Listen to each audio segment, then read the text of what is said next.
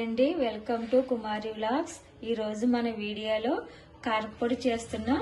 దానికి కావాల్సిన పదార్థాలు ఇదిగోండి: ఎండుమిరపకాయలు, ఇగో ధనియాలు, ఎల్లుల్లిపాయ పొట్టు తీయొద్దండి, పొట్టుతోనే వేసుకుంటేనే టేస్ట్. స్టవ్ ఆన్ చేసి ప్యాన్ పెట్టుకుని ఇగోండి ఆయిల్ వేసుకోవాలి. 2 స్పూన్ల ఆయిల్ వేడెక్కిన తర్వాత ఇగో ధనియాలు వేసుకోవాలి. ఈ ధనియాలు కొంచెం కలర్ చేంజ్ అయ్యే వరకు వేపాలండి. ధనియాలు వేగిన తర్వాత ఇగో ఎండుమిర్చి వేస్తున్నా.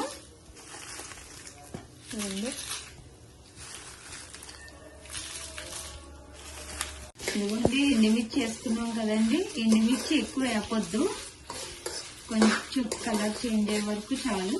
ఇదిగోండి మాడిపోకుండా తిప్పుతానే ఉండాలండి. ఇదిగోండి ఎండుమిర్చి ఈ కలర్ వచ్చిన తర్వాత మనం ఎల్లుల్లిపాయ వేసుకోవాలి. ఇదిగోండి ఇక్కడ ఎల్లుల్లిపాయ వేసుకోవాలండి. ఇదిగోండి ఎల్లుల్లిపాయ వేసాం కదండి, ఎల్లుల్లిపాయ కూడా ఎక్కువ వేపొద్దు. ఇదిగోండి ఇది మాత్రం ప్రాసెస్ అంతా లో ఫ్లేమ్ లోనే జరగాలండి. మొత్తం ఇదిగోండి అయిపోయింది. ఇంక స్టవ్ ఆపేసి చల్లనిద్దాం. మిక్సీ జార్లోకి వేసుకున్న తర్వాత సరిపడా ఉప్పు వేసుకోవాలండి.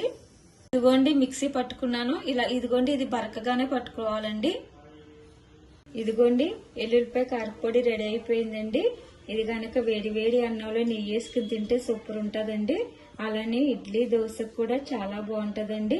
ఈ వీడియో కనుక మీకు నచ్చినట్లయితే లైక్ చేయండి, షేర్ చేయండి.